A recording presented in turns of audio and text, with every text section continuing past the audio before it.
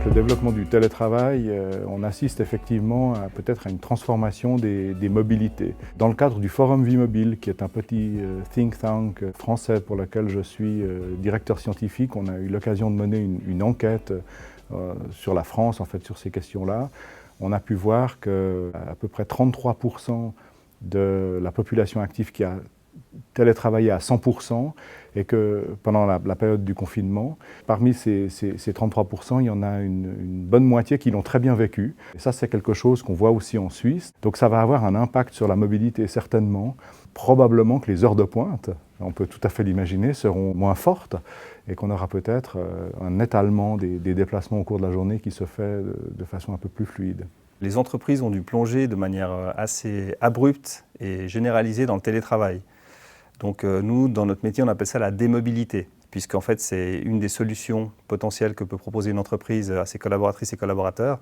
Puis là, ce qui est intéressant, c'est que finalement, en une période très courte, les entreprises ont dû le faire, ce qui potentiellement va produire des changements et des transformations intéressantes, notamment dans les entreprises où il y avait, je dirais, le plus de résistance pour ce mode de travail. Et puis demain, avec notamment le télétravail, on va pouvoir ouvrir encore plus finalement ces possibilités-là, notamment en utilisant ce qu'on appelle les tiers-lieux et les coworking, qui vont peut-être pouvoir être offerts aux gens pour que plutôt que de venir jusqu'au travail, ils puissent s'arrêter finalement sur des tiers-lieux qui seraient financés par l'entreprise. Donc ça, c'est typiquement une prestation qui peut faire partie d'un plan de mobilité dans un écosystème global. On était à 5% d'utilisation du vélo pour les déplacements de la vie quotidienne à Genève avant le confinement. D'après les chiffres, ça a doublé à un certain moment, mais ça reste que 10%. Et donc ça veut dire qu'on a quand même encore 90% des déplacements qui se font par d'autres moyens de transport. À ce propos, moi je pense qu'il y a un autre moyen de transport dont on parle beaucoup moins et qui est beaucoup plus utilisé, c'est la marche. Si on pense en particulier à la Suisse, on est quand même dans des régions urbaines qui sont assez petites. La plus grande, c'est Zurich avec 1,5 million d'habitants. On peut faire beaucoup de choses à pied. Et donc, il y a un potentiel immense pour la marche aussi, je crois. On calcule que si vous habitez à moins de 8 ou 9 km, donc avec un usage du vélo électrique, vous pouvez vous déplacer pour des motifs pendulaires, donc domicile-travail. Il y a une demande latente pour ce mode de transport-là. Il y a une corrélation évidente entre les infrastructures cyclables et le nombre ou le taux de cyclistes en fait, qu'on constate dans une ville.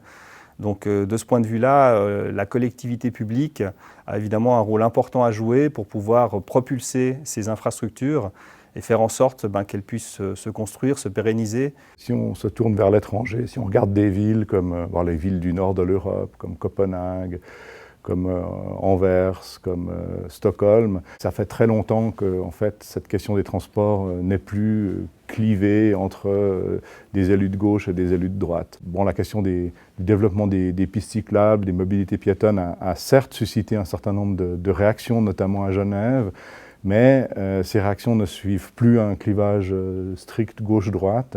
Elles sont assez largement plébiscitées. Il y a quelque chose qui est en train de changer ou qui a changé, notamment dans l'attitude de la population à l'égard des moyens de transport urbain.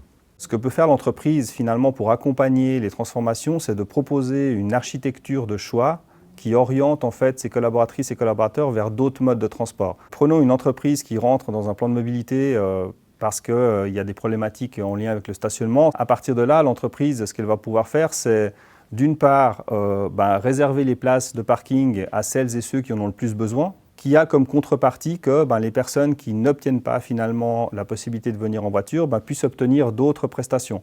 Alors on a des entreprises qui offrent l'équivalent du prix d'une place de parking à ceux qui n'en demandent pas. Et puis avec cet argent-là, les gens peuvent s'acheter un vélo, peuvent s'acheter un titre de transport public, etc. On est dans une situation où beaucoup de gens souhaiteraient pouvoir se déplacer moins en voiture et sont obligés de le faire faute d'alternative. Véritablement, on a un changement dans les attitudes à l'égard des moyens de transport. Beaucoup de gens, quand ils conduisent, ont le sentiment qu'ils perdent du temps. Et donc là, il y a vraiment quelque chose qui devrait être poursuivi. Je pense qu'il y a une fenêtre de tir pour mener des politiques de mobilité qui font la promotion d'autres moyens de transport que la voiture. Je ne suis pas certain qu'à moyen terme, la voiture redevienne un moyen de transport emblématique et totalement dominant dans la mobilité quotidienne.